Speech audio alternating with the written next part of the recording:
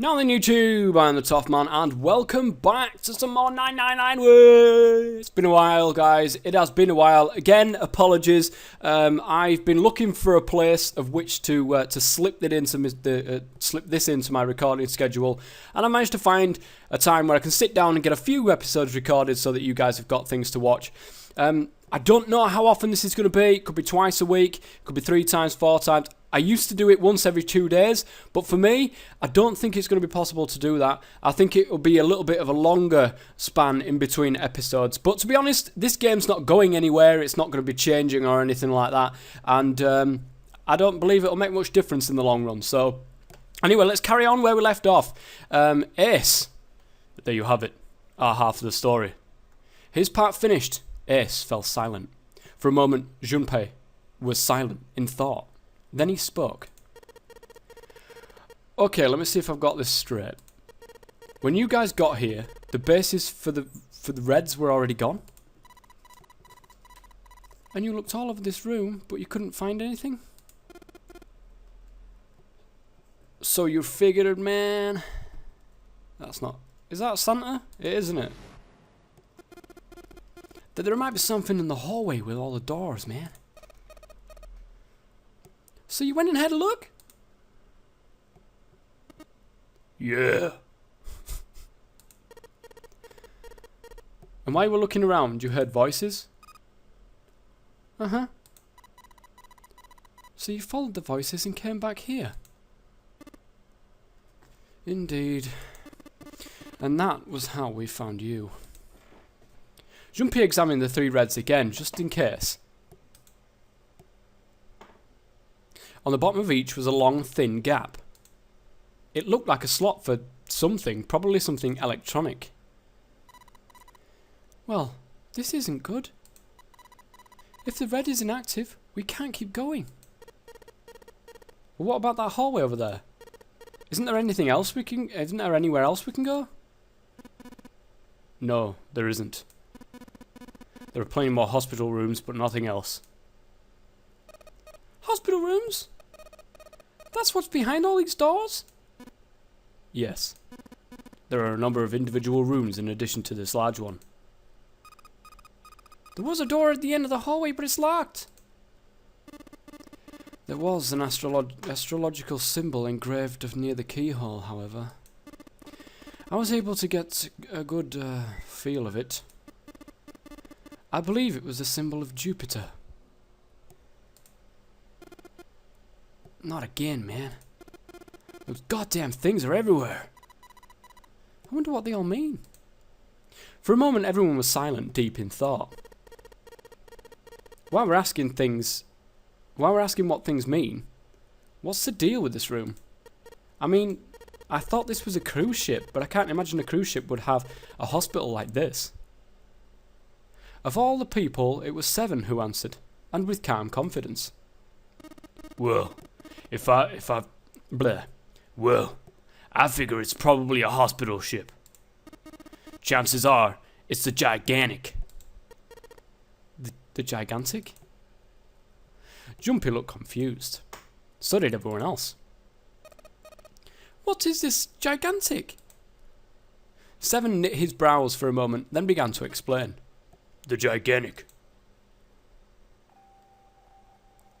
He explained that she'd been a sister ship to the Titanic, built in the early 20th century. The Titanic had 2 sister ships, who were identical to one another in nearly every aspect. The Gigantic was said to be one of them. She was initially intended to be a passenger liner like the Titanic, but soon after the ship was launched, the First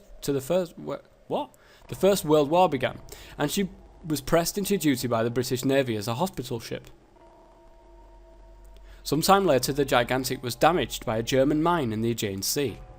She managed to run aground after the incident and consequently was not sunk. What then happened to the Gigantic after her fateful encounter in the Aegean Sea? One theory ran that a man named Lord Godane purchased her. Lord Godane, it seemed, had been one of the few survivors of the Titanic tragedy, and that trauma had turned him into an obsessive collector of all things related to the Titanic. And his obsession deepened As his obsession deepened, he began to desire the Titanic itself. That, of course, was impossible. The Titanic lay at the bottom of the Atlantic Ocean. The Gigantic, however, had not suffered such a dire fate, and she was identical to her sister ship. She caught Lord Godaine's eye. So you're saying this Lord Godaine bought this ship? Yeah. At least I think I am. It's impossible. No way we're in the same boat that's almost 100 years old, man. Pipe down, just pay attention. What? That's it? Well, have you got any proof? Proof? Proof that this ship is really the Gigantic. Well, this ship's got stuff like the Titanic's and the hospital ship. So I just figured... Oh, for goodness, don't tell me this is your only reason. No, I've got more. Like? Well, I mean... I sound like Arsene Wenger. Seven looked around desperately, doing anything to avoid meeting Lotus's piercing stare. He scratched his head for a moment, then gave up. Finally, he opened his mouth. I don't know. Lotus sighed and shook her head. I guess your memory isn't back yet, is it? Yeah, sorry about that. Hey, wait a minute. Memory isn't back? Jumpy was, he felt, legitimately shocked by what seemed to be new and very important information. Everyone else, however, seemed unimpressed. In fact, they all looked at Jumpy as though he said something very strange. He decided to revise his attitude for the next question. Wait, was I the only one that didn't know? Everyone nodded. Why? Oh yeah, I guess I didn't tell you, huh? I told the rest of them before we ran into you on the stairs. I told them I couldn't remember a damn thing before I woke up. What? Then, almost as if to save Jumpy from further embarrassment. Oh, it's ticking, guys. A bell began to ring from far away, and the Teletubbies began to play. It sounded as though it was a clock at the main stairway. Jumpy counted each chime carefully.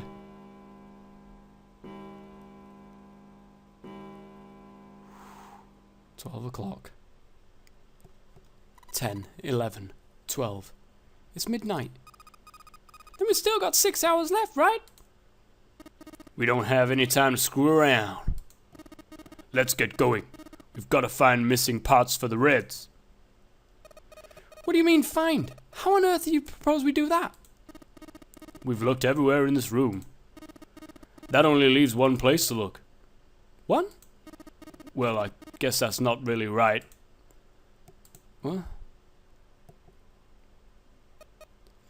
Wait! Don't tell me you mean we need to search all of these other rooms. Don't freak out. We already searched 4 of them. 4 rooms? We just have to split up the rest between the 8 of us. If each person does 6 rooms, that'll be 48 rooms, right? So there are 48 rooms left? Her earlier experiences had apparently not encouraged Lotus to trust Seven. Seven scratched his head awkwardly. I don't know. After a little more discussion, they split up and headed towards the rooms to begin searching them.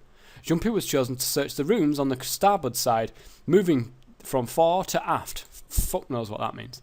They all determined when they would return to report their findings, the next time the clock sounded the time. When it did, they would meet back in the large central room full of beds. If, during their search, any of them were to locate the missing components, they were to yell for the others. If this strategy failed, they'd return to discuss their options later. The details decided, they left to begin searching. Out into the hallway they went, each to the rooms they'd been assigned. However... Okay, didn't need that many blobs there. Any full stops. However what? From far away, Jumpy heard the bell ring. It did so only once. It was 1 a.m.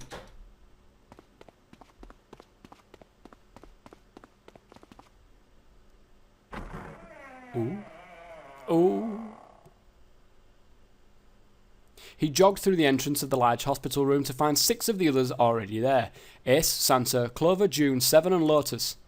They had gathered in front of the door number 8. Or perhaps, to be accurate, they had gathered in front of the red next to the door number 8. Had one of them found a missing piece? What happened, guys? It was June who answered him. Oh my god. This looks like she's been shot. Jumpy, look. She was pointing at the red. He pushed through the others until he stood in front of it. Vacant. Immediately he knew what she had meant. The display on the front of the red read vacant. Jumpy sighed. Come on guys, who was it? I thought we were supposed to yell if we found it.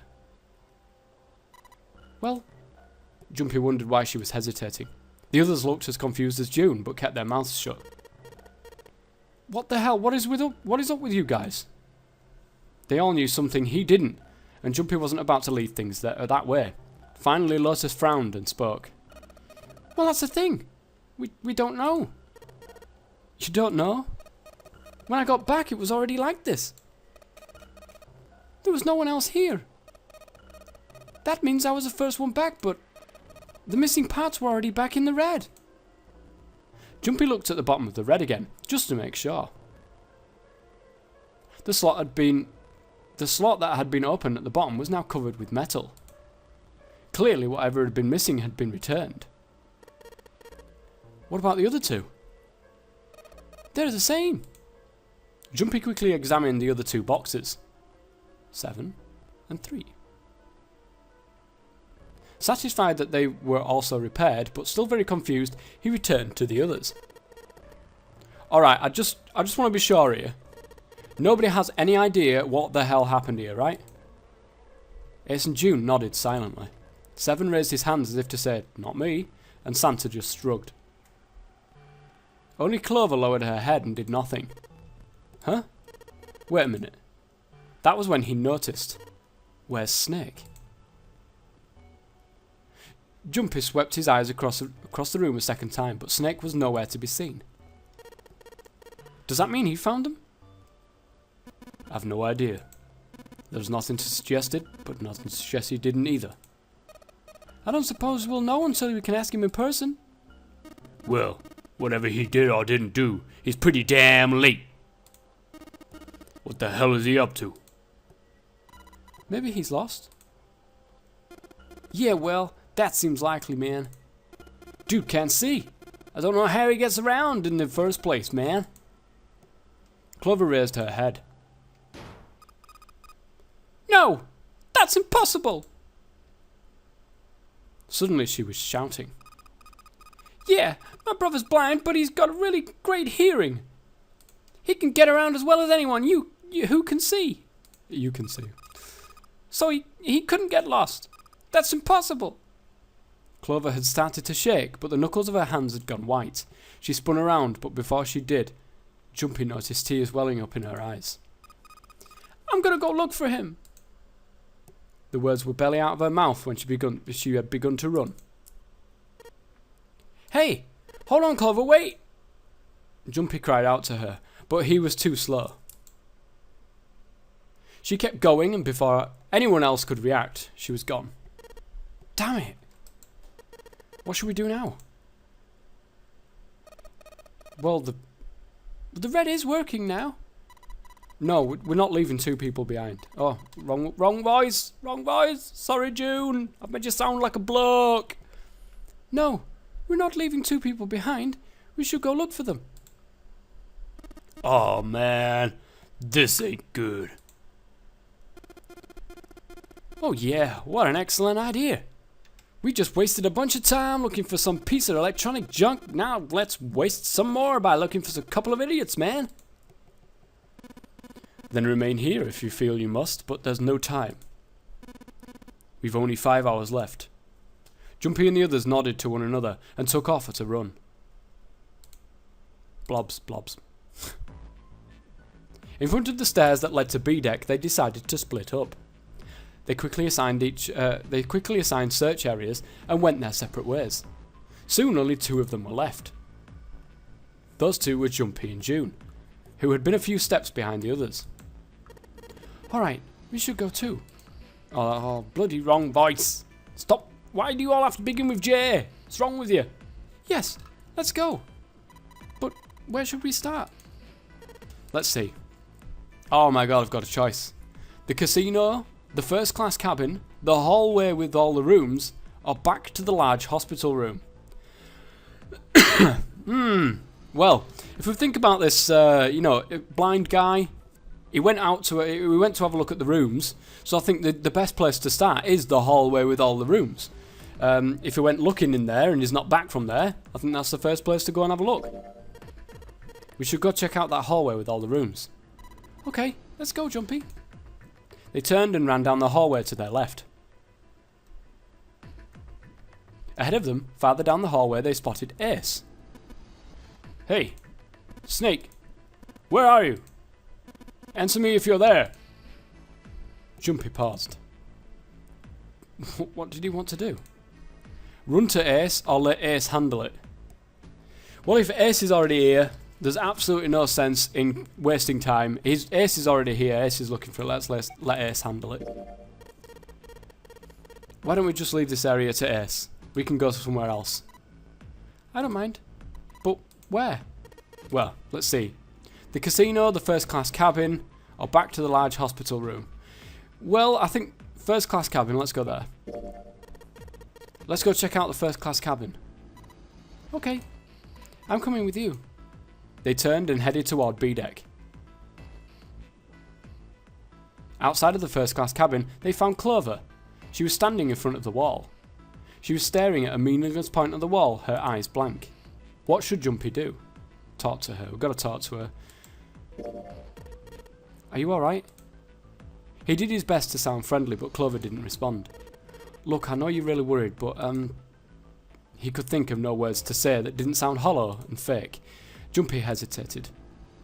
Clover was so consumed by worry and fear that Jumpy feared it would crush her. Her actions didn't surprise him. She had suddenly lost her brother, who she seemed to be very close to. Lone. Her voice was thin and barely audible. Lone. What's going on? Lone. She's gone mad. I said leave me alone. Suddenly she was screaming. You're so annoying. Just go away and leave me alone. Just looking at you guys is pissing me off. Go away, okay? Just go somewhere else. Stop bothering me. Jumpy was taken aback. Such anger and hate. June's eyes had gone wide with surprise as well. Why are you still here? Didn't you hear me? Fine, forget it. If you aren't gonna leave, then I'll just... Alright, let's go, June. Yeah. They turned and left Clover. As they did, Jumpy glanced back over his shoulder to see Clover wiping tears from her face. Maybe it wasn't a good idea stopping them and speaking to her. Clover had driven home the misery of their situation, but Jumpy told himself getting depressed would get him nowhere but depressed. For Clover's sake, they had to find Snake, and fast. He did his best to push away the misery and depression and force a smile. My God, all she did was shout at you. No, you didn't. No need that. So, where do you think we should go next? Whoops. The casino then. Let's go over there. How about the casino? Let's go take a look. They turned and headed off down the hallway to their right at a jog. Before they knew it, they were there. So was Lotus. She was leaning against the wall, examining her nails. Hey, what do you think you're doing? She glanced up at him, unimpressed. Isn't it obvious? I remember saying that with that blow. Isn't it obvious? I'm looking for Snake. I'm just not seeing it. Really? Maybe you need to look harder. Jumpy didn't think that was the problem. Oh, by the way, I've got a proposal for you two. Care to hear it? Oh, threesome? If it's that, you know, I'm up for a few things, Lotus. I'm up for a few things. Wink, wink, nudge, nudge. Won't mind it. Let's definitely listen to what she's got to say. What is it? Well, I don't like to beat around the bush, so I'll get right to it. Why don't we team up? Team up? Yeah. What, you need me to explain it to you? I'm saying, why don't we go through a numbered door? Even if we wanted to, that's impossible. Why? Jumpy's bracelet is 5, mine is 6 and yours is 8. Our digital route would be 1. 5 plus 6 plus 8, no, 5 plus 6 plus 8 equals 19, 1 plus 9 is 10, which would be 1 plus 0, which is 1. Yes. But there's no number 1 door in the large hospital room. The only doors there are 3 and 7 and 8. Then we add another person. Huh? Who? What? Isn't that easy? 7. She was right. If they added 7, 5 plus 6 plus 8 plus 7 equals 26, 2 plus 6 equals 8, then the 4 of them could go through the number 8 door. But, whoa, hold on a sec. Alright guys, I think we will leave it there. We will leave it there for this episode, and I will see you guys in the next episode. If you've liked this at all, please do leave a like. It would be massively helpful to my new channel, as well as this series on a whole as well. So, until next time guys, I have been your host, the Toffman, and as always, stay safe.